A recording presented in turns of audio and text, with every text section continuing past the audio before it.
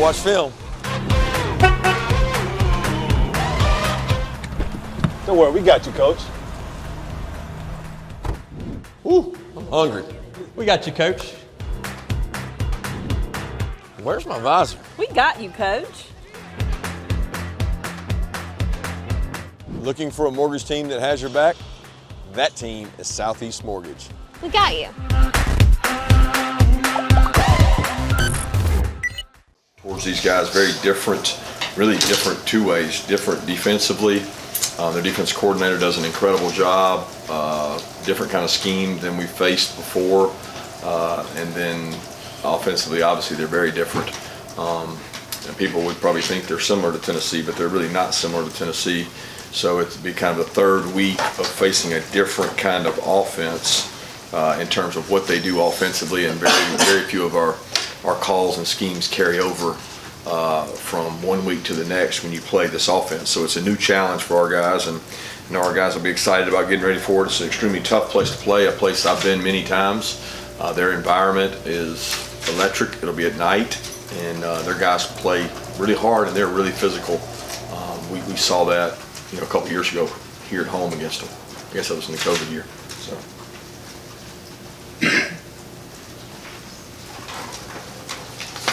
Kirby, you mentioned that game a few years ago here in Athens. What is different about this Mississippi State offense from that game to this one that you've seen on film? Well, a lot more experienced quarterback. That was the kickoff for him, and he played really well in that game, and kind of got a lot of confidence. Playing against us, and he's I don't know how many games he's played since then, but a lot. He's broken a lot of records. He's very intelligent. He doesn't make mistakes. He uses Coach Leach's offense to his strength, and they understand, very similar to last week, triple options. They know who they are. They have answers for what they do. They're usually one step ahead of their answers than you are, because you don't play against it but once a year, and they do it all the time. So they have exposure to everything every defense has tried on them, and their quarterback's very experienced, and that's the biggest difference. Defensively, they may not be the same players they were, because a lot of those guys are gone. They are extremely physical, disruptive. Defense coordinator does a great job. Zach Arndt does a great job with it. Kirby, you talked before, you only get better at things by doing them. You guys have done this number one thing a lot. I know you don't obviously pay attention to it, but you also know the players see it. Is that kind of another muscle, like that composure muscle you talked about earlier this week, that your team has learned to be able to flex over the years of being in this position, to block that out? We just don't talk about it much. I mean, they understand it's wasted energy when you talk about it, and you guys want to write about it and do all that. You just focus on Mississippi State and, like, what do we have to do to play well against them? What do we have to do to play well on the road in the SEC? Those are the focus. That's nothing but a number and a distraction, and it's irrelevant. It just doesn't really matter. So I don't, they see it, but they don't get it discussed around here, because I think the more you talk about it, the more attention you bring to it.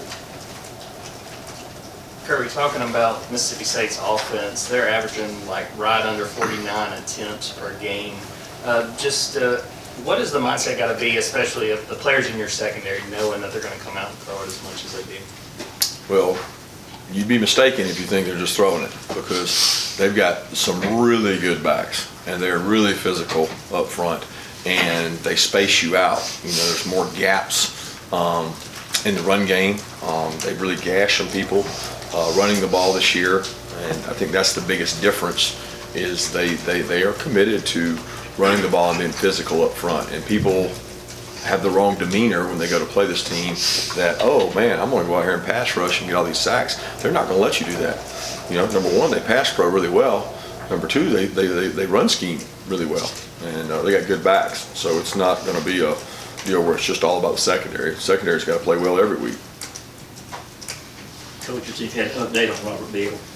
Yeah, Robert had a stinger, and feels good. Hopefully we'll see. I mean, I hadn't seen him today, but feel good about him being able to play. I guess other injuries, AD, Truss, and Mims. Any updates on those guys? Yeah, the update is we're hopeful to get each one of them back this week.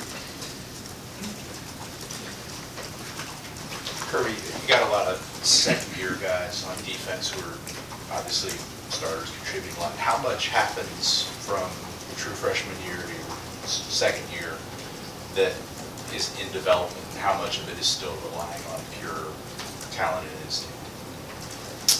Well, we recruit based on talent and instinct and, character and things like that, but you develop everybody that comes here.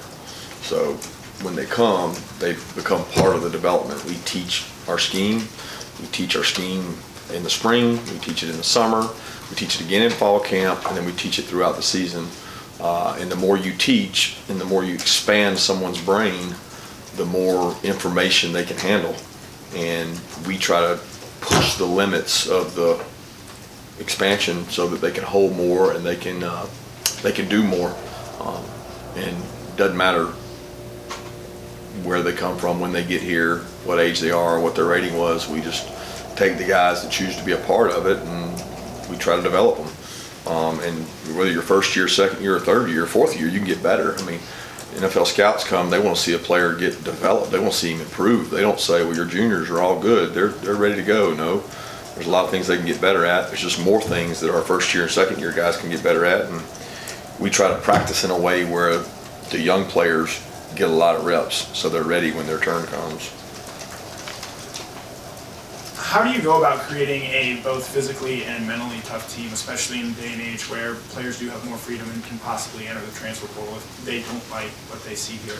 Yeah, we hit mentally tough and physically tough. We hit a lot, so they get that speech before they come, because I don't want to lie to them. So I tell them we're going to be in pads Tuesday, Wednesday, Thursday, and we're going to be physical, and we're going to practice physical. We're going to be physical in the spring. We're going to be comfortable being physical. So that's agreed upon when they come. Coach, how much did Jalen Carter actually end up playing in the game? Total snaps wise. I don't know. And his impact on the game. Just what did it bring to the game? And lastly, was that I'm sure you've looked at it several times since then. I have too. It looked like that was a safety. I don't know what they saw there, and how bothered were you about that particular call? Doesn't matter. I'm worried about Mississippi State, to be honest. Jalen question, it's I don't know how many snaps he played. I didn't check it. We count them. We do production. We have how many points he made. He certainly was productive in terms of tackles, calls, fumbles. He was the first time this year. I won't even say that 100% health. I would say first time this year he was above 90, 95, because on the very first play of the game against Oregon, he took a tough ankle injury and has not really been 100% since. And he's committed to getting back, and he's worked really hard. So I don't know how many snaps he played. He didn't play perfect, and he needs to get in better shape to be able to play more snaps. But he has taken ownership in working on that. That was the big thing for him coming into the season, is how good a shape can you be in to play a larger volume of snaps? Well, we've had this great fortune of getting a lot of dudes ready around him because he hasn't been there. So it's like a luxury to have him back and have him playing well. He still has a few things he's got to work on in terms of playing the right way within the plan, but he played really well the other day, and we need him to continue that. Yeah, Kirby, what are some things your defense can take moving forward from the Tennessee game in terms of those things we were talking about the other day, buying into the plan, eliminating explosive plays, that kind of stuff? Well, they can maybe get some confidence from it, but it doesn't carry over. Like there's nobody will play these next 3 games of the regular season that's really like that. It's just, when you watch the tape, it's different. It's just very different. Yeah, Kirby, 2 things. One, Kendall Milton reemerged. How important was it to add that depth to the backfield? And then 2, before moving on completely from that last game, we hear so much about hurry-up offense. Can you comment more about your hurry-up defense? Because I don't believe there was ever an issue with your substitution or them catching you in the wrong personnel. I might have missed that. Yeah, Kendall Milton has worked his tail off. He practiced much better last week, although I wouldn't say he was 100% last week. He practiced much better. He got better as the week went along. He felt more comfortable going into the game. We felt like he was going to be able to help us if we needed him to. And we Dejan was a little dinged up. Kenny was a little dinged up during the game, so it gave us an opportunity to play Kendall, and he stepped up and did a nice job. So I'm hoping that Kendall can get back to 100% this week because we need him and the others for the stretch run. So as far as the hurry up stuff, I mean, everybody has a way of practicing for it, and there's no perfect way. So you do the best you can with it. It's hard to simulate. Kirby, how did you evaluate Devin Bullock stepping in as a starter, and then with Warren Erickson, keeping him engaged, when he hasn't been playing as much? Obviously, he was ready when y'all needed him. Yeah, Warren does a great job preparing each week. He's a guy that can play all the way across the board, all 5 positions. He's very versatile. He's very experienced. He's a leader in that group. He commands respect of the men in the room because of the playing time he's done and really the way he works. He has an extremely valuable role in our team starting on punt because he makes a lot of calls for our punt team, and he does a tremendous job with that and in his versatility. But Devin, I thought, did a good job. I challenged Devin to play with more confidence. He's got to play confident and play like a starter, and he really gets good movement on people, and his size allows him to do things. He can recognize some things probably a little quicker, but you could tell he came out with a demeanor of playing physical, and I thought that's probably what he does best is play physical.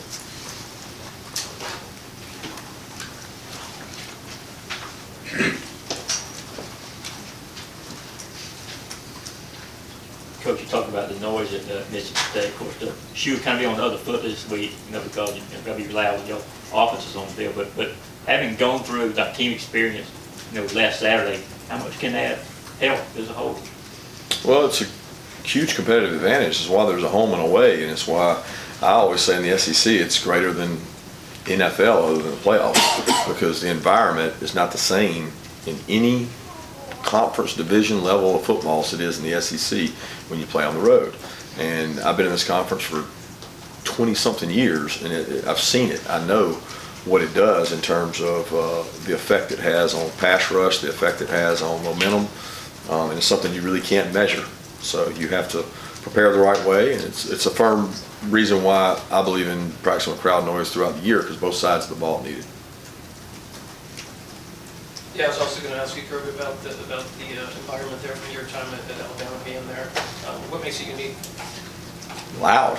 I mean, they're passionate. I mean, I can't say that it's unique because every SEC school I feel is that way. I mean, you guys were there at Missouri. It was loud. It was passionate there. I do think there's a feeling in Starkville, because it's a rural community, that everybody comes from afar and everybody's sold out and in love with their football team. That's what they have to hang their hat on, their pride in, which is usually indicative of all SEC schools, but especially there. I know, being in Tuscaloosa for those years, it was right down the road.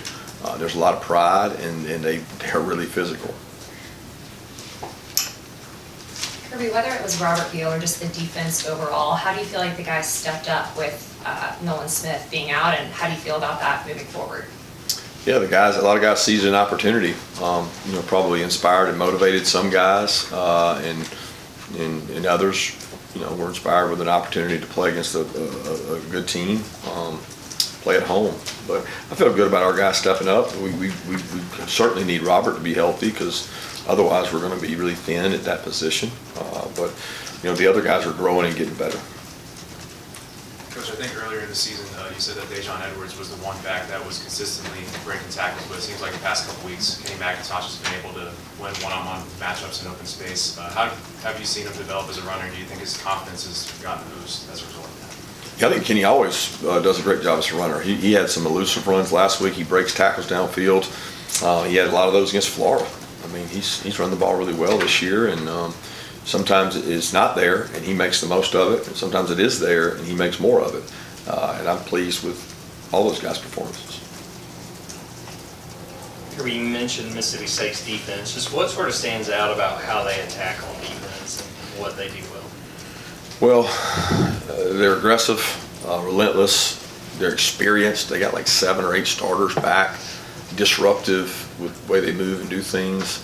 Look, it's known across the league among the coaches that defense is it's probably more unique. There's a lot of similar defenses, I guess, across our league. Maybe the coaching trees have come from a lot of the same places. This is different, and it stands out, and you better have a good plan because they can take what you do away from you quick.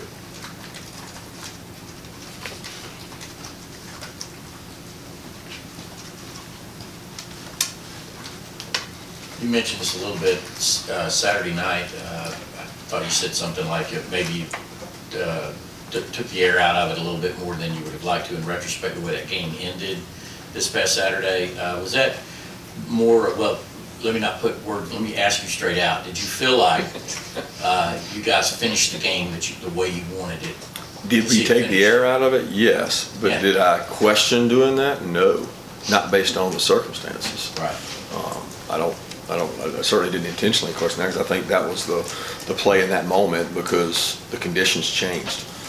And you got to be smart when you're coaching. It could be wind, it could be rain, it could be anything. It could be an injury. But you got to be smart. When you see two exchanges with two guys, their backs hardly ever do they fumble. And our backs very rarely do too. And when you see two things happen back to back, talking about Branson's and theirs, changes the way you think about it a little bit.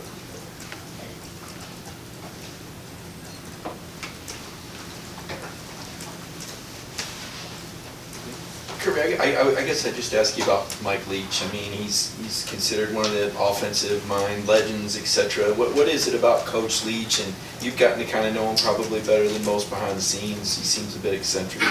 Is he like that behind the curtain as well? And just kind of your thoughts on his offenses and who and what he is. Yeah, I enjoy being around him. I don't know him that well, probably as well as I know some others because he was out west for a large time. I've been coaching here, but he was at Valdosta State when I was in high school, and his staff recruited me to go to Valdosta State from right down the road. So I knew he was there at that time and known a lot about him. And followed his career because of Coach Hatcher and because of the air raid kind of family. But I got a lot of respect for what he does. He's evolved too. He's not stayed exactly the same. You know, their backs and their commitment to the run has been, you know, different than the so-called just air raid. And he's brought that physicality really to the SEC in terms of what he does.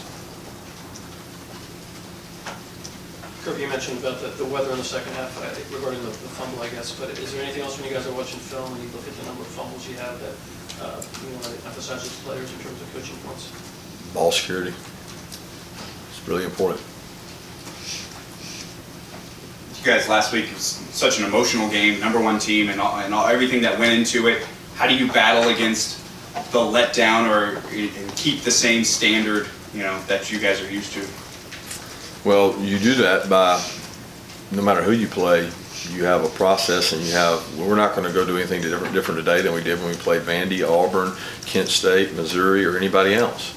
Because when you treat it different, you make it different. So that's not what this program was built on. We do it week to week and we worry about the opponent that week. And it's not what you want me to say and not what you want me to want right, but it's true.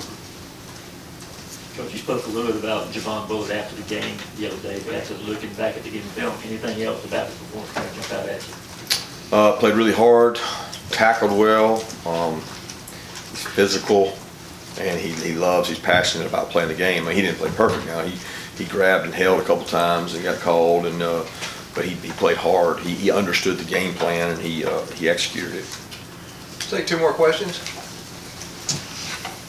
Yeah, when Robert went out, we see him taking snaps for both Chaz, and Chaz played a lot in the game regardless, and Marvin Jones as well. How did you assess how those guys did, especially being young players being thrust into bigger roles on Saturday? The best news is they got to practice a lot going into it because of the loss of reps of Nolan kind of got dispersed them out among those guys. So they were better prepared because they were one notch up. So they were a little more prepared for it. Still didn't play perfect. Jalen got to get in and get some snaps. Jalen Walker plays some. He's kind of an in-between hybrid guy that can play third down rush, but he can also play inside backer. So Jalen got a little piece. Marvin got to play, and Chaz did a nice job. The key is keeping those guys healthy.